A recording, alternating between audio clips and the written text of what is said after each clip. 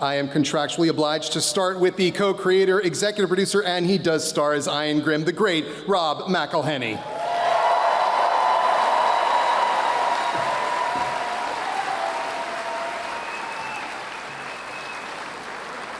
Rob, did I wait long enough for the applause to swell?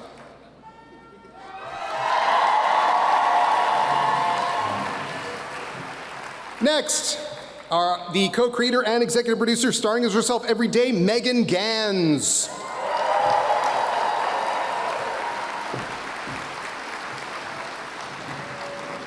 And executive producer, and he stars as David because he is David Hornsby.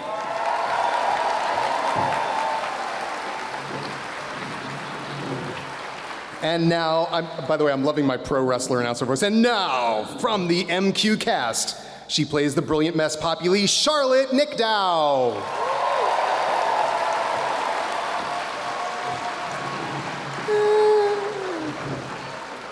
Charlotte did take a little bit of a spill, so hence the boot on her, but she's doing fine. Next, as Brad Bakshi, he embodies evil in all its variant forms, Danny Pudi.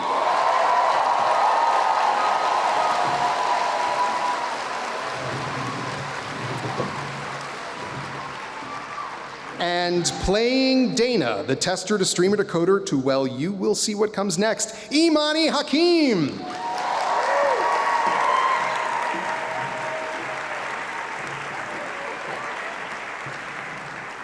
And alongside her as Rachel, the voice of reason and social justice, and, well, you will see what comes next, Ashley Birch.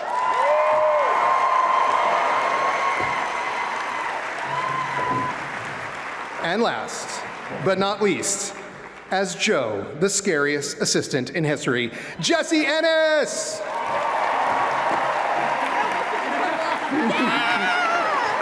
That's how you do it. Welcome, guys. Let's get right into it.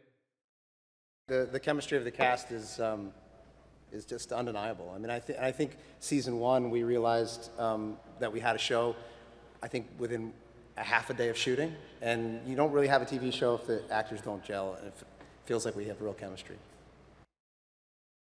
The show is all about like egos and how you set those aside to get creative work done, and so we're going to see how they fare, their partnership fares when they're outside the protective bubble of Mythic Quest. We find out that Dana and Ian have a lot of similarities, and they're just like this unlikely duo. And Dana's really coming into her own because in season one, we see Dana as this nice person who doesn't really say a lot. But Dana isn't nice. She's kind, but don't take her kindness for weakness. And she has this passion in a pit of her gut, and she doesn't know exactly how to tackle that until she aligns with Ian and Poppy. And, by the way, who are terrible bosses, but masterminds at what they do. And she takes what her bosses are willing to give her, and she makes it her own, and she just slays, really. She does, in fact, slay, repeatedly. I think what we discover about Rachel in this season is that she's kind of dumb, actually, and that she's sort of been adopting, like, certain types of language and certain types of morals because she thinks it's the right thing to do, and she's sort of realizing that she actually wants different things because she's a dum-dum also. It's very confusing, and so there's a bit of an existential crisis that she has going into the season of like, who am I, what am I willing to do, and what am I actually good at? Because it turns out I'm not smart enough to be a writer. Firstly, I think that one of the differences between our characters and who we are and our real relationship is one of the things that serves the relationship of the characters well. See, I'm starting the question in a way that's reflective of what my brain was doing as you asked it, which is that we have a lot of respect for each other, and we're really good friends, and so we're able to be horrible to each other on screen. But I think that also it lays a foundation for what Poppy and Ian's relationship really is, which is that they're best friends and they need each other and they care about each other deeply, and they just kind of don't know, like, they need couples counseling, you know? Yeah, big time. I don't think self-reflection, it would be a strong suit of either one of them. And then I think if they were able to figure out those problems, there would be no show. That's kind of what the show is about, is taking people who are very gifted and driven and ambitious and want something desperately. They want to make the greatest game that they possibly can, and they recognize that they need each other, and that they do love each other, but it's a constant push-pull because they have different wants and needs within the relationship and different working styles. And so much of the show is about collaboration and working together, and the pitfalls and struggles and the conflicts that come from that. And if you strip that away, then the show goes away. My journey is well, this season specifically, you'll see that Ian and Poppy have left, and thus left me in charge. And we get to see what it's like when Mythic Quest is left at the helm of David Brittlesby, which I'm on time and on budget, baby. That's if I had a tattoo, that's what my character would have. For Brad, going to prison was a win. So it was really fun to play that. And then, as you see seen in the trailer here, he finds his way back into Mythic Quest, this time in a new role as a janitor, just the janitor.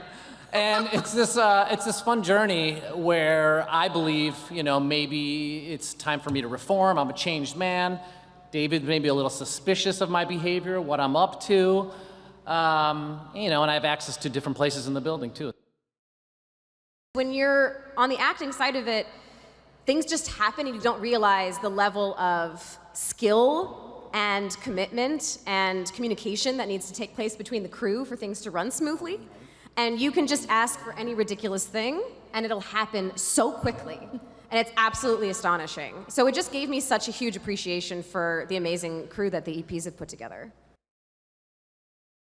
I know for me, when I get excited when we start breaking stories, and then when the scripts start coming in, when the writers have finished their drafts, and to see the different combinations of people is really fun. So Imani and I were talking about in season 2 that we hadn't done a lot of just Ian Dana scenes together. So when we started talking about season 3, we started pitching on a bunch of different scenarios in which Ian and Dana could be in scenes together, and those were some of my favorite scenes that I got to shoot this year. So that was just really fun to approach things in terms of pairings and thinking about I think it would be really great, not only for a narrative arc, but also just for an enjoyment, like the enjoyment of making the show.